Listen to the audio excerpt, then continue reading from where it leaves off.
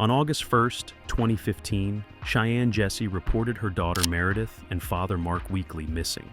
They were last seen on July 18th, when Meredith was dropped off at Mark's house. Cheyenne shared texts from Mark, who said he had a terminal illness and wanted to travel with Meredith, asking the family not to search for them. Detective Newbold will investigate the family dynamics, especially considering Meredith's psychiatric issues. You can just call me Matt, okay? Tell me about you and your daughter's relationship. What do y'all normally do together? I know she has issues. Well, every time I go to try to tickle her, like, moms do, and try to love on her and stuff, she turns it violent towards me. She's knocked my glasses off, or they've broken up here.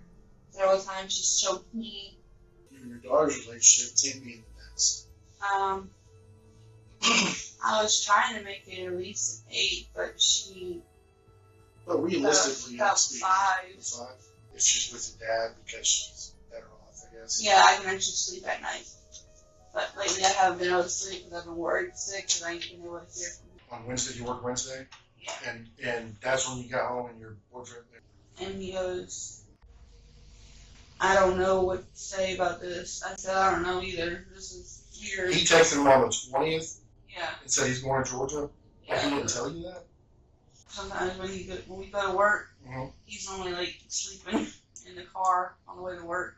What about when you pick him up? When I pick him up, we normally don't really talk that much. As the interview continues, the detectives become puzzled by Cheyenne's inconsistent and random statements. Suddenly, she makes an odd claim about her father's girlfriend and suggests she may be involved in the disappearances. What do you think happened to your dad? I don't know. What's your gut feeling? What do you think? I'm afraid that maybe he didn't leave Florida and he went over to his house and she did something. That's what I'm feeling. She did what? Okay, what do you think she did? I think she might have hurt them. Okay, and if you love your daughter and your dad, I would think that you'd be honest. Anyways, I don't know where they are at all.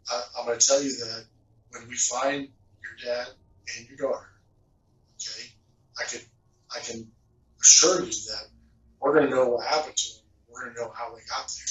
Is there going to be any evidence whatsoever to suggest that you had anything to do with her disappearance? Nothing? Nothing. What happened? I left my daughter with my dad. What happened? I know you left her with your dad. You look like a horrible person. Do you think you're a horrible person? No. Yes or no? I feel like a horrible mother let my dad Do you take think her. you're a horrible person in general? No, I do everything that God, and I do everything I work hard, I try to... Okay, well then keep doing it. Then keep doing it, being a good person. Because right now... The detectives visited Mark's house, where they found a car and detected the smell of decomposition, masked by candles. They also discovered bloodstains on a sofa, which Jesse dismissed as food. This raised the detectives' suspicions that she was hiding something. You found some rats? Yeah. Okay. Was that the smell? Yeah. Where were they? They were in the kitchen. Do you identify the smell as the dead rats? Yeah, and You threw them away right then? Yeah. Was that the only thing that was smelling that y'all threw away? No, I found a coon underneath the house. I took it out and threw You it found a in. what? A raccoon? Yeah. A dead one? Yeah. Underneath the house? Yeah. How'd you find that under the house? Why'd you look under there? So I was trying to figure out where that smell was coming from. Lying makes it hard to recall details, while the truth is easier to remember. The detective doubts Cheyenne's story, especially her raccoon explanation, and will focus on that. Oh, I took a big long thing and shoved it underneath there to pull it out. what did you use for that? It's like one of the thingies that you go and you cut trees with or something. Like, A pole saw? yeah, that thing. Like pots and pan in the sink. That were dirty? Yeah, Why didn't you wash those? I just didn't touch it. But And you'll, those nasty water, but you'll touch a dead raccoon? I tongs I used. What tongues? There was some tongs that my daddy keeps in his drawer. Where's the tongues at now? Threw them away. Where? The detective plans to intensify the interrogation to pressure Cheyenne into revealing more, but it could also cause her to shut down and request a lawyer. I just threw it. You threw where? Like, it sounded like it hit the woods. But do you remember telling me that you used tongs to take the raccoon because you said you weren't going to touch it? Do you remember saying that? Well, why did you say that? Because it's not true, right? Cheyenne? It's not true. See what I'm saying? If you're concerned about it, be honest. Just be honest. That's all I'm asking. You're not being honest. You're not even crying. Prove to me that you care. Maybe you're dehydrated. Maybe you're drinking water. I don't understand. So prove to me that you're halfway decent mother and tell me the truth. Because this is not going away. Okay? This is not going away. No, you're not. And I want you to sit up and look at me, please. Because that's not working, all right? This little show is not working. You're not crying. There's not one tear. Your daughter's missing. I tell you, there's blood now, and not one tear is falling from your face. With the main detective gone, the second detective takes a gentler approach, using the good cop, bad cop tactic. One officer is aggressive, while the other is sympathetic and supportive. Call the water. There's parts of your story. There's parts of this whole thing. It's not adding up. Detective Newbold's right. You're not being truthful. You know it, and we know. No, but you're not telling the truth. Listen, you know it, and we know. I think it's easier for you to lie to us than tell us the truth. Because I think it's difficult for you to say. Just tell us the truth. I know it's hard. I know it's going to be real tough to tell the truth. I know you want to. I don't think you're a bad person. I always had to defend myself from my daddy. What's that? I always had to defend myself from my daddy.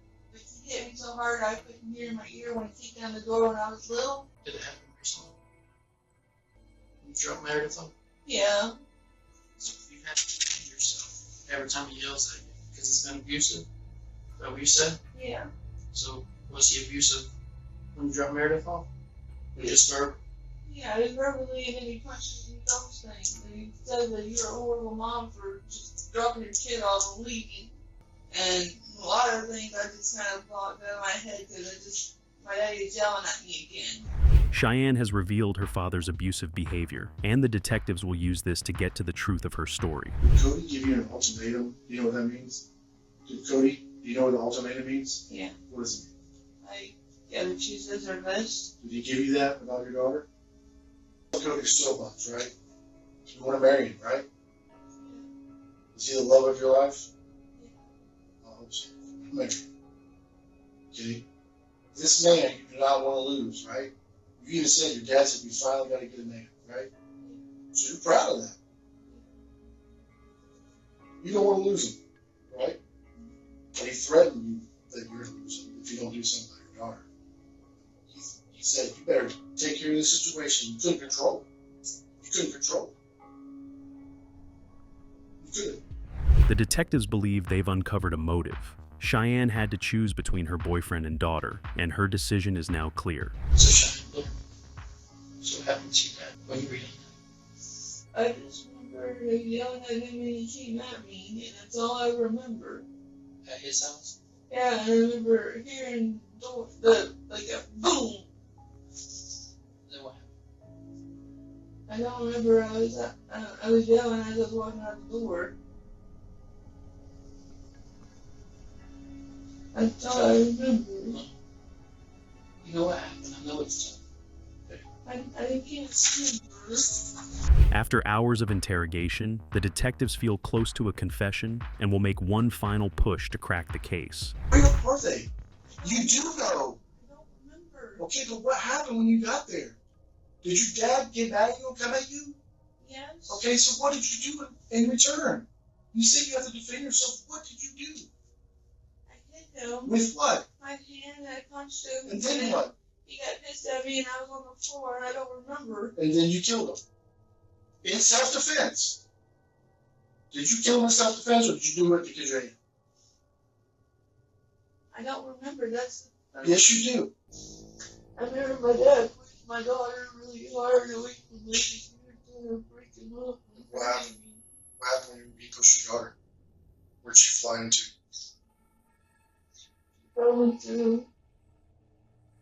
She fell into the night that he had, but he always carried.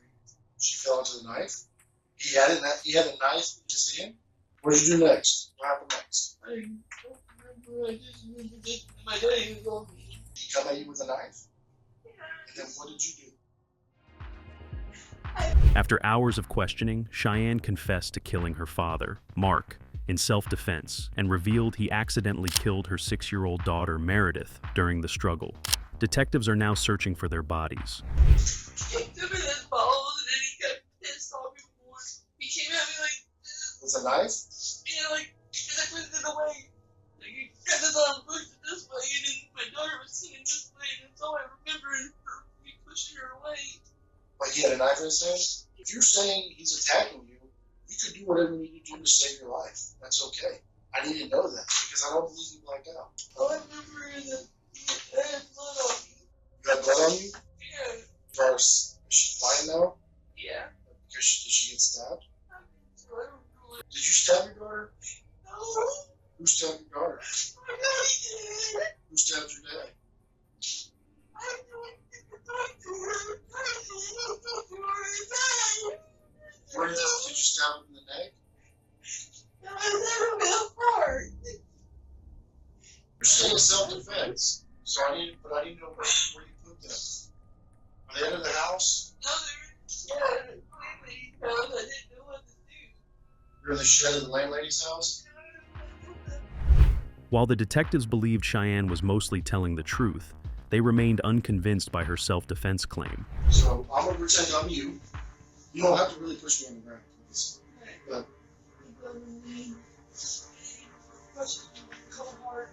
you fall back like this? Yeah, like trickle my boots and go down like this on the ground and it slides out and then he comes above me and then Is he straddling you?